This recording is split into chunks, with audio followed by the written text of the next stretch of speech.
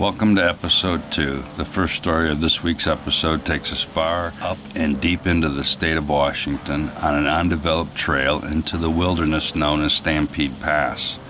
Many people have traveled to this pass for spectacular views and amazing primitive campsites. It gets traveled by many due to it being somewhat close to the city of Seattle, but it's still off deep into the woods. Outdoor enthusiasts find this to be one of the most amazing places in the continental United States with spectacular views of Mount Rainier. You would think it would be a hotbed for Bigfoot, if the creature does exist. Trust me, it is a hotbed, as we have several stories for future episodes of some crazy Bigfoot encounters taking place in Washington State and in that area. But this first story is completely out of this world. Jordan, an Army combat veteran, decided he and his wife, Kelly, would take a weekend camping trip up to one of the highest points on Stampede Pass and camp for a night. When Jordan told his younger brother, Zach, about his upcoming adventure, Zach, feeling the excitement in his brother's words, then asked if he would like company and if he could bring his girlfriend, Andrea, along. Jordan was all for it. The very next morning they headed out, packed with enough to survive a couple days out on the trail in Jordan's new Jeep Renegade. He couldn't wait to take it out on the trail. Along the way, they just decided to enjoy the views of Mount Rainier. I don't think we even took any pictures, Jordan informed our team later in an interview regarding their wild experience from later that evening. They reached their spot at the high point on Stampede Pass, and man, what a view it was. They set up their campsite and decided to make a few hot dogs. Andrea was so excited as she had never really set foot out of the city, ever. She finally got out and was in the wilderness and was about to experience a real campfire so she could roast some hot dogs. And to her surprise, they made s'mores later on. The evening was amazing and clear skies and cool mountain air to breathe. They finally told a few spooky ghost stories, as most experienced campers do, like Zach and Jordan. But Jordan later admitted they were all outdone by Kelly. She had by far the best one. They decided to call it a night. Jordan and Kelly went to bed in their tent right away. But Zach and Andrea, well, Andrea didn't want to call it a night just yet. She happened to bring a little extra stuff to smoke. They enjoyed themselves around the campfire with Zach's bong. Later, she wanted to look out at the night sky. Zach pointed at a few stars just off towards Mount Rainier when suddenly one of them moved, not even in a straight line, but a quick zigzag, then stopped again. They were both surprised by what they saw, neither of them seeing anything further at that point, and finally called it a night. Zach recalls maybe around midnight, they were awoken by some weird loud clicking noises just outside their tent. Andrea recalled it seemed like it was low to the ground and maybe inches away from their heads. She told Zach to go investigate, but he replied it's probably just some weird large cricket or grasshopper. No, Andrea replied, that there cannot be no little insect like that makes that loud of a noise. Zach agreed, and as he exited the tent, he noticed a dark shadow crouched down near Jordan and Kelly's tent. Suddenly, the dark shadow flashed a light into Zach's face, and he heard a slight whisper, "Come here." It was Jordan. Zach made his way over to Jordan, and Jordan whispered again, "I have been watching them for like 15 minutes now." And he pointed beyond Zach and Andrea's tent, and there were 4 of them, maybe standing 4 foot tall. The bright full moon allowed for them to see that maybe these little bipedal guys had grayish-greenish skin. The 4 little beings were rummaging through 2 of their coolers like little children. Zach's reply to this floored Jordan, "Wow, that's wild, but man, my energy drinks are in there." And it was later discovered that Zach was more than likely still high from the weed he had earlier with Andrea. And this is why he then immediately stood up and started towards the little green men, yelling, "Get out of here." Jordan crapped his pants, thinking they were sure they would be fighting aliens at this point. But to Jordan's surprise, as he was hot on Zach's trail to back his brother up, to their luck, the little green critters scurried off into the woods as Zach reached his cooler. "Dude, my drink survived. I'm good, bro." "Well, that's good," replied Jordan. At this point, Kelly had woken from all the excitement going on outside. "What's going on?" asked Kelly. But just then, as Andrea exited her tent, looking at the other 3 facing towards her with their eyes wide open and mouths agape, "What? Why are you guys looking at me like that?" asked Andrea. This made her very uneasy, but Kelly simply instructed Andrea at this point to turn around, as they were actually looking just above Andrea's head out over the cliff at a saucer-shaped object. Jordan had recalled that it was maybe 35 foot in diameter. It was just hovering there, but it simply took off into outer space with a blink of an eye, and Andrea missed it as she tried to turn fast enough to see what they were looking at. They sat around until the sun came up, talking about their experience. They have no problem sharing their story and openly talking about it. To them, it happened as real as can be. They do not seem to care what others think. They said it shook them, of course, but they still go up there camping, hoping to catch another glimpse of the little green men, or at least their saucer. According to the National UFO Reporting Center, which is a 30-year government-run operation, that Washington State has logged more reports of the UFOs, the newly dubbed Unidentified Anomalous Phenomenon, or UAPs, by the federal government, per capita than any other state in the U.S. Do you believe we are being visited by alien spacecraft or probes? Do you believe in aliens?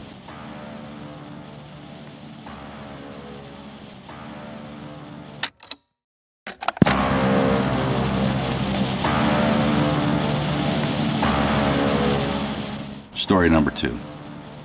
Family goes camping in the Adirondack Mountains in New York State and has a terrifying experience with what he describes could have been a possible Bigfoot-type creature.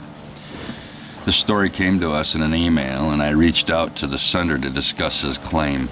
He was very hesitant to talk at first, but began to relax as he realized I truly wanted to hear his story and would not be judgmental at all about what he was about to tell us.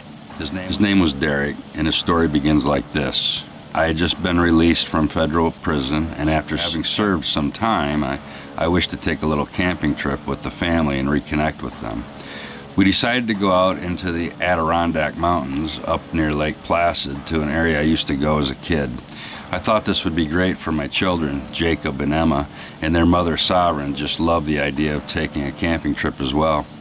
We packed light, as I knew we would have to hike some ways from the car, and I knew the campsite was totally off the grid, but it was the most amazing spot with some pretty awesome sights along the hike. I packed 2 backpacks, one for me and one for Sav, as the children were too young to be carrying anything of any real weight. We had 1 tent, dried food, and some water. Sovereign and I, she likes to go by Sav, so from here on we'll call her Sav. Sav and I are both somewhat survivalists, as I met her while serving some time in the United States Marine Corps. So we knew we could make a lot out of a little if need be, but we planned just getting up there on a Friday and leaving that Sunday.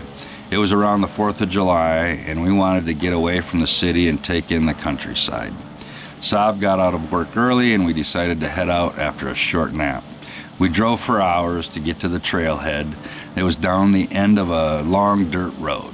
We parked the car and woke Jacob and Emma up, who had been sleeping soundly in the back seat. Sav and I got our packs on, and we started up the trail to the campsite. Hours went by, and after many breaks for the children, I began to wish I had come back here myself prior to this and refreshed myself with the trail, as it split off here and there, and I seemed to forget exactly what trail to take. The markings were rubbed off on the posts and not easy to read. We decided to settle in a spot that seemed good enough. It had some amazing views, and we noticed that the children had their fill of hiking. Besides, the sun was already setting, and I knew I would have to find some wood for a fire and get the tent up while Sav entertained the children. I walked off a bit into the edge of the forest to get some wood to start the fire with. As I walked just a little into the forest, I heard something walking in the distance, deeper in the woods. It was dark enough I couldn't see far enough to make it out clearly, but I swear it looked like a man, but a very large, hulking man. I was thinking it might have been a bear walking on its hind legs. It suddenly stopped, and it appeared to be standing still, just looking in my direction, like it just noticed me standing there, still looking at it. I'm not scared of much, but it made me uneasy due to the fact I had my children with me. The sun was setting so fast I could see it fading into darkness, and quickly. Now I could only hear it move further through the woods. I backed out, gathering what I could for fire. I returned to camp. It was dark, as dark could be. Except for a Coleman lantern, Sav was determined to bring along. Now I am very happy she pushed the issue. It was much better than just the 2 flashlights we had. Sav helped me get the tent set up before we even started a fire. We just wanted to get the kids into their sleeping bags and down to rest. I had an uneasy feeling and was thinking to leave first thing in the morning. I sure was not about to try and find our way back to the car in this darkness with God knows what lurking around us in the woods. Once we got the kids down in their sleeping bags, I let Sav know what I observed in the woods. She was immediately freaked out, to say the least. She helped me get a fire going as fast as possible. I don't think either of us was going to get much sleep. Our marine minds kicked in as she did not hesitate and said, "You want first watch or me?" I smiled and said, "It has not been that long, has it?" She said, "No, it has not." I said, "You take the first watch. I only need a couple hours. You know me." She smiled and pulled the hatchet out of the nearby log I had stuck it in, and she sat down by the fire with the hatchet in hand. I also had a K-bar I carried everywhere I went. Well, I slept a couple hours and woke up. Peeked my head out the tent. Sav was still wide awake and appeared ready. She said, "I've been hearing something off in the woods just over there," snapping twigs and walking around. I said maybe it was just a forest animal. Sav replied with great confidence, "No, it's not." She decided to stay up with me for a bit as she had an uneasy feeling. We were going to end up facing this thing or whoever is walking around here, and said she feels like she's been being watched. All of a sudden, a large rock landed near me. We both stood up. Sav couldn't stand the tension any longer and yelled out, "If you know what's good for you, you'll leave us alone." Just then a large branch was snapped and then thrown at the tent. Sav again yelled, "Hey, mother." I said, "Leave us alone." It went dead silent for a minute. Nothing. Then all of a sudden a large low grumble into a loud whoop type sound. It was strange. I never heard any animal in this United States make that kind of sound. It made my blood run cold. It was not human at all. Sav looked over at me, pale, and said, "We need to leave." I said, "How do we carry all this gear and the kids with us?" And without hesitation from her, it was, "F the gear, we are out of here now." More rocks and branches thrown our way, and I was totally in agreement, even though I felt it was a bad idea in the dark of night, but we grabbed the kids, telling them we needed to go. I grabbed Jacob and put him on my shoulders, Emma on Sav's. I had my flashlight in my left hand and my K-bar in my right.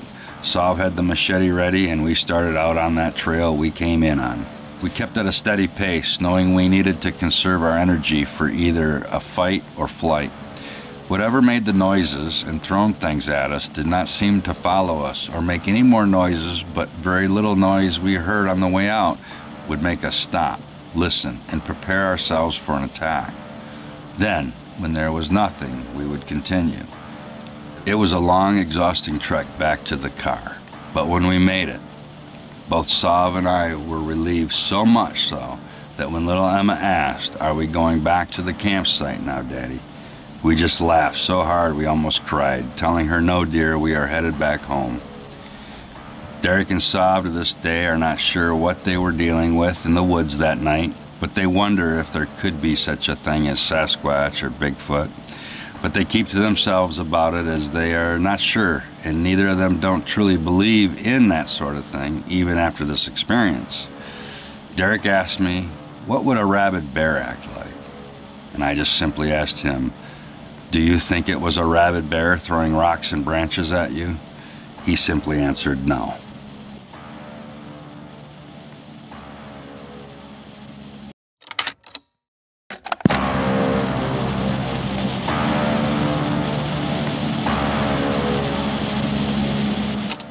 Story number 3. This story is about 2 sisters, Denise and Debbie, that experienced a terrifying ghost town just outside of Pahrump, Nevada. This is their story. I decided to take an adventure with my sister Debbie out into the Nevada desert, just outside of a small town called Pahrump. I had read about an old abandoned gold mine and felt the urge to explore it and see what riches we could find. Debbie was all about the adventure and was packed before I could even ask her if she was ready to join me on this road trip. We were packed and down the road we went in my newly refurbished blue convertible, and I was looking for an excuse to get out on the open road. Finally, we made it to the desert and decided to stop at a very popular gas station. Debbie turned on the radio as we pulled in and said, "Wouldn't it be cool if we seen some real aliens out there? Maybe even get abducted?" Typical kind of thing for my sister to say, and I know damn well she meant it. "No, I'd rather not, and hopefully we just find ourselves some gold at this old mine I've been reading up on," I replied. Debbie just nodded, smiled, and went in to get some snacks for the rest of the ride out to the mine. They filled up the car and headed back out onto the road. Debbie reached over and blasted the radio as she normally does, but this time I didn't mind too much as I was high on excitement, thinking we would be finding all kinds of wealth out there. I intended to camp in the old ghost town that was near the old mine. Debbie was super excited about that because she truly wanted to be away from the big city lights, so we might catch a glimpse of an alien spaceship or something in the clear night sky. Finally, we made it to the ghost town, and we set up our tent fast, and we really wanted to explore the town right away. The town looked old but almost untouched, like it was lost in time. As we walked down the old dirt main street, it was like being in an Old West movie set or something. Debbie asked if we were allowed to enter any of the buildings. "I don't know for sure," I replied. Well, there went Debbie to check one of the doors to see if it would open. And of course, the door just creaked open as she approached it. "Whoa, that was weird, but whoever, thanks, I think I will," chuckled my sister, and in she walked. It appeared to be like an old hardware country store of some type. We explored the buildings, and many were still furnished and seemed to be as if they were still the same back when it was a bustling little gold town. We called it a night. When we got up early to explore the mine, we had a light breakfast and headed up to the mine. I couldn't wait to get there. We had to hike a dirt trail. It was only about a half a mile up to it. There it was, good-sized mine, and in we went. I led the way this time. Usually, Debbie would charge into the danger first. Not that she was a leader, just not as smart as me. She's gonna kill me when she hears that, but whatever. As we entered the mine, we both could feel a very cool draft hit us, and we went further and further into the mine shaft. The Coleman lantern, it seemed to really have to fight the darkness, if that makes sense. Hard to explain, but the darkness seemed really heavy and thick, as if it were almost tangible, even alive in a sense. And at this point, we both heard something, and at first it sounded like a faint whisper. We both leaned in a bit, both trying to hear it. Then suddenly, a ghostly figure appeared and clearly said, "Get out." We did not even hesitate. Out the shaft we went, and right when we exited, we stopped. "What the hell was that?" Debbie had asked. "And I have no clue," I told her. But what was strange and started to dawn on both of us at the same time is it was early morning and the sun was coming up when we entered the cave not 15 minutes ago. It was night with a full moon in the sky. Where did the time go? Right then, from the depths of the mine, it was loud and clear as rain. I said, "Get out." We ran like the wind to the town, and on the way, a very old car was coming into the town and slowed down as it turned onto the main street, and we slowed to a walk, unsure who it might be. As it drove by, we noticed the family in the car gave us chills, and my stomach felt sick as I knew these people were not alive. We didn't even have to say a word to each other as we stopped at our tent and started to pack our gear up. Nope, we are not sticking around, and that is when I told Debbie I'd much rather have some aliens visit us right now than experience this shit. "Hey," Debbie whispered over to me, "take a look down there at the end of the street." It was like the ghosts of the town gathered to watch us pack and leave. The packing job was awful, to say the least. As I was crapping my pants, I said, "Screw this, we are out," and off we went. And when we looked back in the mirrors, it was like we couldn't make distance from them, almost like we couldn't get away fast enough, or the town was pulling us back in. We got back to that little alien gas station, and my knees were still shaking. I felt as though I had run a marathon. Debbie said she was so freaked out that she was going to give up smoking the devil's lettuce from here on out. Denise said she and Debbie love camping and campfire stories, and of course they tell theirs every chance they get. But both have said that they will never go back anywhere near that old town ever again. Are ghosts real? Please comment below and let me know what you think about ghosts, aliens, or even Bigfoot. Please hit like and subscribe, as we will be bringing many more true stories never heard before, brought to us by real people. Thank you for listening, and please be safe out there.